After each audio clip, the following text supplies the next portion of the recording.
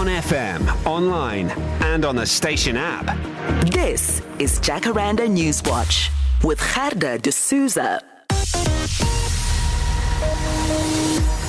Pretoria gaan die naweek afskop met 'n maksimum van 23 grade, Johannesburg 20, Mbombela 22. Goeiemôre, ek is Blisterik en daar's nou 'n stilstaande voertuig op die N1 suid in Pretoria by die Andred van Rygel Rylaan. In your sport, South Africa will be involved in 7 different sporting codes today as a watered-down Commonwealth Games gets underway. And the Malaysian Grand Prix could return to the F1 calendar as a regional conflict puts the Bahrain Grand Prix in doubt. Die adjunkt-minister van Finansies David Masondo het bedank as raadsvoorsitter van die Openbare Beleggingskorporasie. Dit volg te midde van 'n bestuurskrisis by Suid-Afrika se grootste batebestuurder. Masondo se bedanking volg na die voorlopige skorsing van die uitvoerende hoof Patrick Lamini en die bedanking van 6 nie uitvoerende direkteure. Masondo sê in 'n brief aan die Departement van Finansies dat sy bedanking in belang is van die land en voortgesette bestendigheid by die Openbare Beleggingskorporasie, as ook die vertroue van miljoene Suid-Afrikaners wie se spaargeld en pensioene deur die korporasie bedryf word.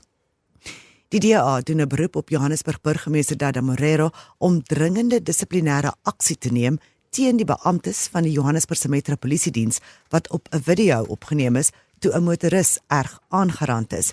Die video word nou wyd oor sosiale media versprei en wys hoe 'n beampte onnodige geweld gebruik op 'n motoris wat geen bedreiging ingehou het nie. Die beampte het die motoris aan die keel gegryp en na bewering erg gewurg toe hy hom uit die motor gepluk het.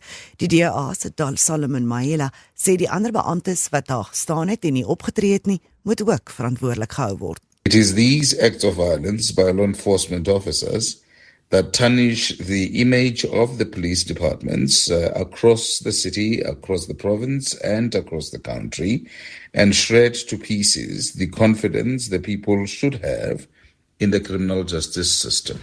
Na ons geldsake. Dis betaaldag vir baie, maar daarmee saam die waarskuwing dat ons moet staal vir nog 'n maand van moontlike brandstofprysverhogings en hoë inflasie. Die internasionale olieprys is terug oor die $100 'n vat nadat spanning en die gewapende konflik in die Midde-Ooste uitgebrei het.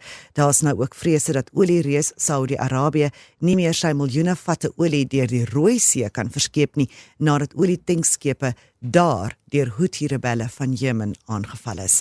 Gister het die president van die Reservebank, Lesetja Kganyago, gewaarsku dat moontlik volgehoue stygings in internasionale oliepryse 'n groot risiko inhou vir inflasie en ook daartoe mag lei dat rentekoerse vir langer hoër sal bly. Die Reservebank se repo-koers is vereers onveranderd gelaat op 7%. Professor van ekonomie by die Noordwes Universiteit Waldo Krugel sê op die stadium lyk dit of inflasie opgestoot word hoofsaaklik deur die brandstofprysskokke.